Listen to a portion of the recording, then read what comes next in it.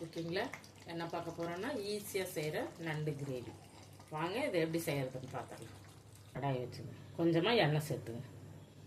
தாளிக்கிறதுக்குள்ளதெல்லாம் போட்டுக்கலாம். பட்டை, லவங்கம், ஏலக்காய், ஒரு அன்னாச்சி பூ எல்லாம் போட்டுக்கலாம். சேர்ந்து நல்லா பொரியட்டும்.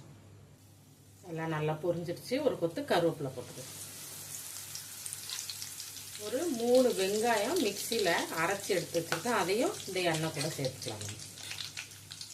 அரைச்சி வச்சுட்டேன்.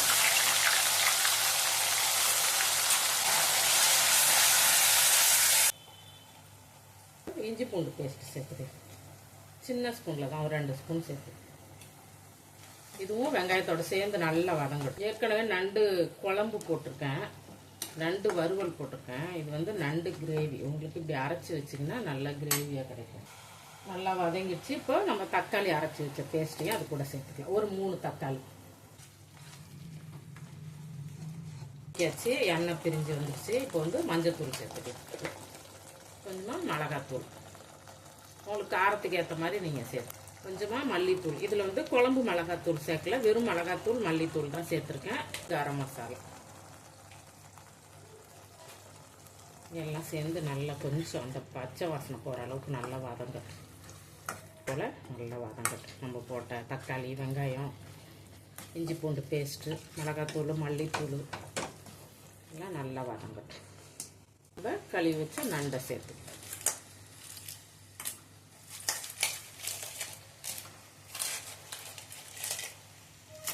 உள்ள உப்பை சேர்த்துக்கலாம். நல்ல காரமாக இருக்கும். நம்ம வெறும் மிளகாத்தூள் சேர்த்துக்கிறதுனால நல்லா காரமாக இருக்கும் நண்டு. அதாவது லாஸ்ட்டில் நம்ம மிளகுத்தூள் கொஞ்சம் நிறைய சேர்த்துக்கலாம்.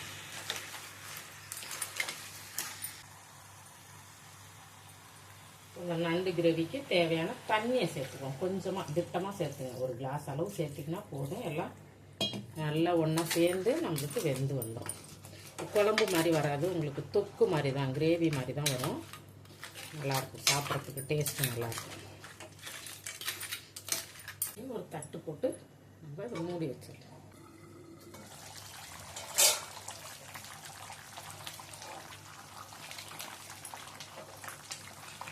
நண்டு கிரேவி நல்லா கொதிச்சு மசாலாலாம் வெந்து வந்துருச்சு.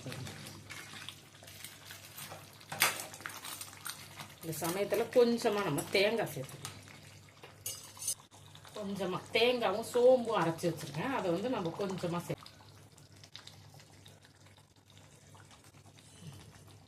வேணும்னா சேர்த்துக்குங்க. இல்லை காரம் ரொம்ப காரமாக வேணுங்கிறவங்க தேங்காய் சேர்க்க வேண்டிய அவசியம் இல்லை.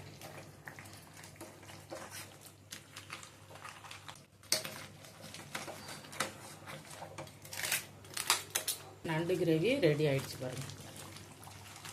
இது நம்ம அப்படியே சாதத்துலேயும் போட்டு சாப்பிட்லாம், சைடிஷாகவும் வச்சு சாப்பிட்லாம். தண்ணி எல்லாம் வற்றி நல்லா ரெடி ஆகிடுச்சு. கிரேவி மாதிரி ரெடி ஆகிடுச்சு பாருங்கள். குழம்பு மாதிரி தண்ணியாக இல்லாமல். கூட நல்ல மிளகுத்தூள் சேர்த்துக்கணும். மிளகுத்தூள் கொஞ்சம் அதிகமாகவே சேர்த்துக்கணும். நண்டுக்கு மிளகுத்தூள் சேர்க்கல தான் டேஸ்ட்டும் நல்லாயிருக்கும். உடம்புக்கும் ரொம்ப நல்லது. கொஞ்சமாக கொத்தமல்லி சேர்த்து இறக்கிட்டு நம்மளோட நண்டு கிரேவி சூப்பராக ரெடி